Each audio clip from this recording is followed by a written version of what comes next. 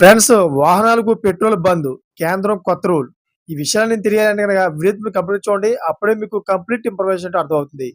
అదేవిధంగా చాలామంది వీడియో చూస్తున్నారు గానీ లేఖని కామెంట్ చేయట్లేదు. దయచేసి లేఖని కామెంట్ చేయండి. లేఖని కామెంట్ చేయడం వల్ల ఈ ఇన్ఫర్మేషన్ అంతా మనం చాలా మందికి తెలియజేసే అవుతాం.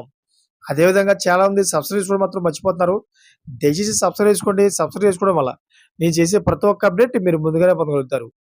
Friends, automatic number plate recognition కెమెరాల ద్వారా గుర్తించిన అన్ని వాహనాలు లైఫ్ టైం అయిపోయిన వాహనాలను జూలై 1 నుండి ఢిల్లీలోని పెట్రోల్ బంకుల్లో ఇంధనం నింపడానికి అనుమతించబోమని commission of air quality management ప్రకటించింది.